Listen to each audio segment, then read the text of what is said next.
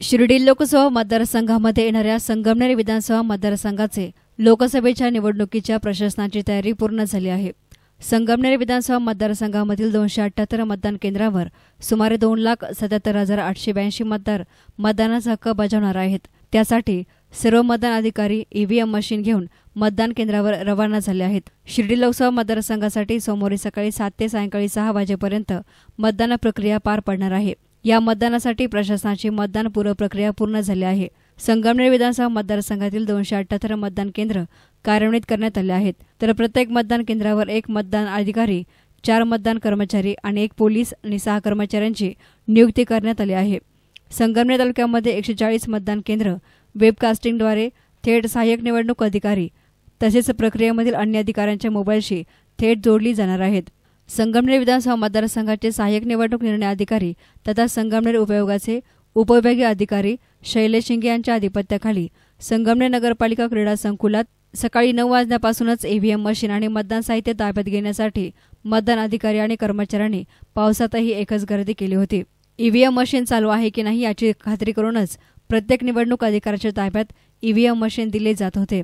याप्रसंगी DySP Somnath Waghchaure, police निरीक्षक भगवान मथुरे, देवीदास ढुमणे यांनी स्थानिक आणि बंदोबस्तासाठी आलेल्या पोलीस अधिकारी आणि कर्मचाऱ्यांना संगमनेर आगाराचे आगार व्यवस्थापक प्रशांत गुंड यांनी आपल्या चालकांना योग्य त्या सूचनाही दिल्या आणि त्यानंतर महाराष्ट्र परिवहन महामंडळाच्या 41 एसटी बसेस आणि विविध खासगी शाळांच्या 4 बसेस आणि 1 खासगी जीप अशा 46 वाहनांद्वारे संगमनेर तालुक्यातील 278 मतदान केंद्रावर अधिकारी आणि कर्मचारी रवाना झाले आहेत।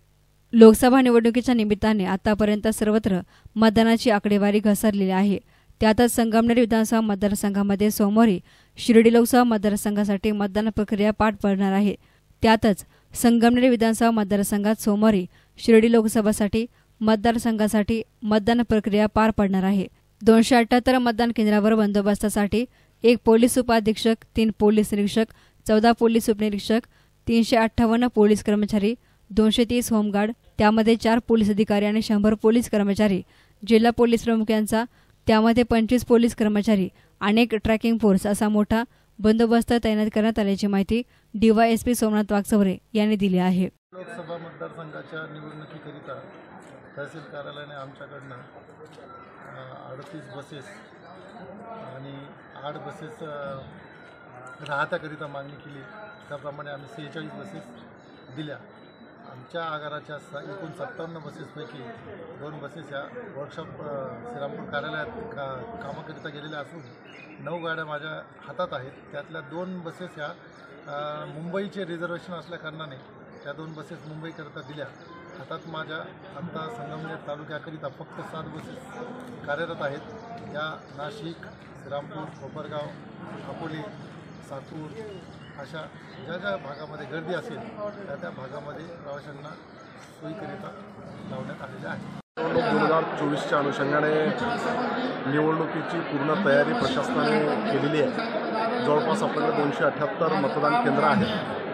सर्व जो पोलीस स्टाफ आहे तो आज रोजी इथं साहित्य घेण्यासाठी आला आहे। त्यांच्या वाहतुकीची व्यवस्था, मतदान केंद्रावर मतदारांसाठी आणि पोलीस स्टाफसाठी जी व्यवस्था आहे ती पण अत्यंत योग्यरित्या करण्यात आलेली आहे। प्रशासन या निवडणुकीला सामोरे जाण्यासाठी पूर्णपणे सज्ज आहे। या निमित्ताने माझं मतदारांना आव्हान आहे की त्यांनी जास्तीत जास्त लोकांनी या निवडणुकीमध्ये मतदान करावं। धन्यवाद। एसएन मीडियासाठी प्रतिनिधी गोरक्षणे, संगमनेर।